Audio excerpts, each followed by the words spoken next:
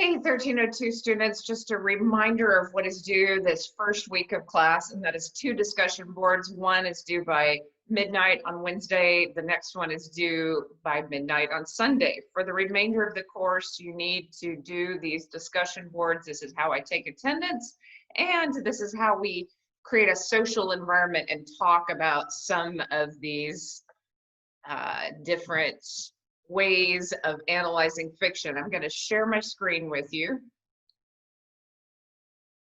and we will begin looking at the study of literature. So your first essay and all the discussion boards leading up to this first essay are focused on analyzing fiction.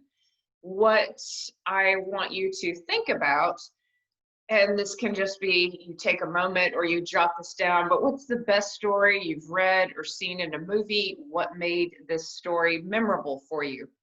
Most of the time, we relate to a character. So I'll take The Hunger Games as an example. Many people might relate to the independence and the character of Katniss and think that her journey is interesting because of the character. It's written in I perspective, so you're in her mind and you feel everything that's going on through that character. So the author, I want you to switch from the idea of simply retelling a story to thinking about how the author has created the story. So the author's expression of the character might be through their unique personality, their quirks, their personality through action, dialogue, how they communicate with others, their internal thoughts, or commentary by the author or another character.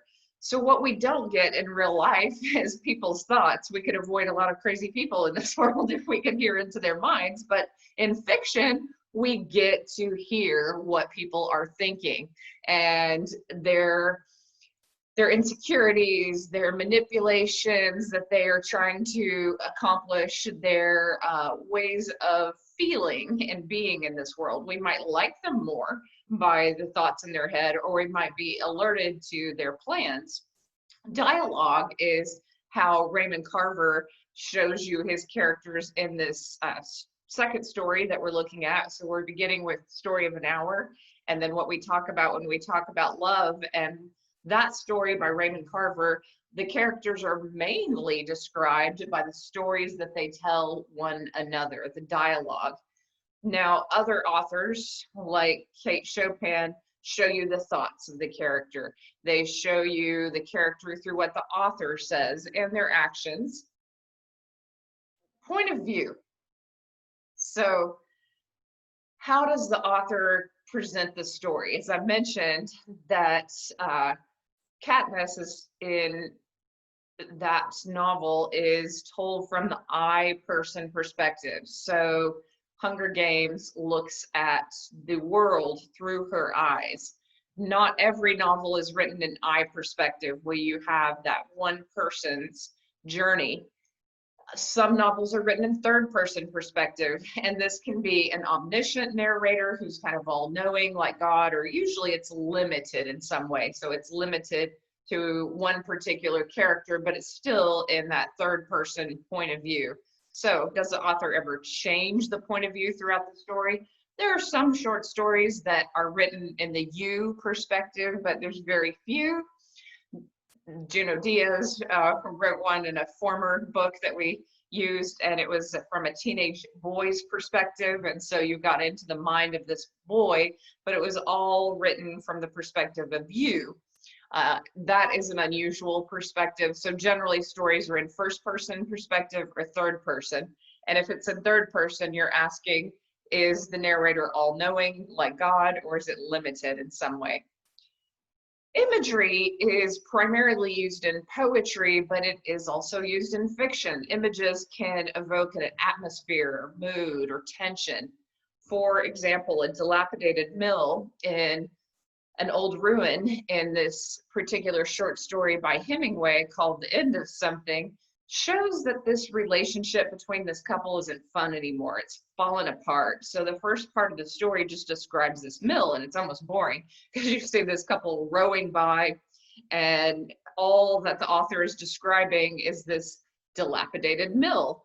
But then you get into the dialogue between the couple, and you see that he's not interested in her anymore, and she feels independent. She doesn't need him for as much as she did before, and there's this change that the relationship is just broken and it's not working, similarly to the image that was described. So it's meant to be symbolic in some way. Not all imagery is used in that way, but sometimes it is.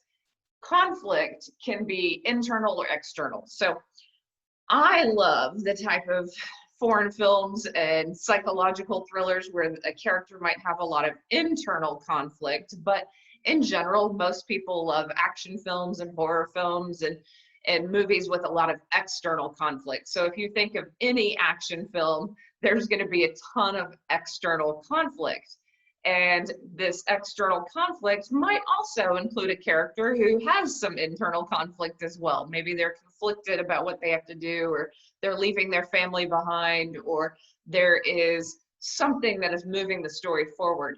In a movie, the initial conflict is usually going to be seen within the first 10 minutes to hook you into watching the whole movie. In a book or in a short story, that is pretty similar. The first couple of paragraphs or the first page or so might show you the beginning of a conflict. A lot of the stories that we'll read in this class are more internal conflicts because writers are very much in their heads, and this is fiction that is literary in nature. So there's a lot of discussion of the mind and the heart and the motivation of characters.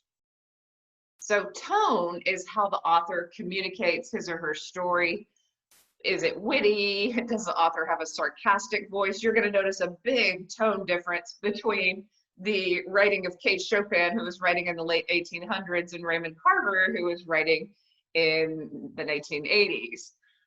His style is very modern. There's a lot of crass language. There's modern themes. I think he is writing in order to relate to a working class crowd or a crowd who is kind of tough in some ways, whereas Kate Chopin is pushing on stereotypes for women in the 1800s, and she is putting out ideas into the world that were unusual and strange at that time. You have to think that women only got the vote very shortly around that time that she was writing this story, so they didn't have a lot of rights. Women couldn't own property.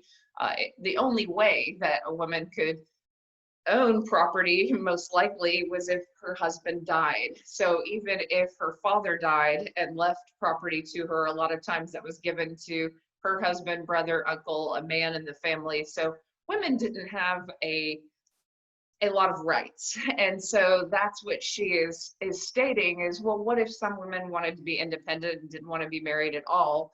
They really didn't have that option at that time. So even though the story might seem a little cruel because her husband is caring in some ways, it is pointing out this idea that maybe marriage just wasn't for her. All right, so what I would like you to do when you answer discussion board questions and when you write your first paper is always think, what is the author trying to communicate? So you're not summarizing the story, except maybe in that first paragraph, you're really getting to the point of what's going on here? What is this author doing with his or her craft? And how do I know that this author is doing this? So some authors rely more on one technique than another. So you won't talk about all the techniques when you're talking about one story. You'll just determine, oh, okay, this author wants to make a point with dialogue, with creating a mood, with description, and then also create a theme in his or her writing. But I hope this helps and gives you a basic overview of how you're going to begin writing. One of the great things about our TCC library is that we have literary databases that are connected to literature. So say you want to learn more about a particular writer, you can go to these databases when you write your paper, and they are academic databases and they're already formatted for you. So please go there first and try to find these databases and use them as a primary option. Don't just Google the story because you might end up at SparkNotes or GradeSaver or a really basic website that isn't going to give you detailed, beautiful, analytical quotes to incorporate into your own writing. But thank you for listening, and I'm looking forward to your first paper and your first discussion board about the story of an hour and what we talk about when we talk about love.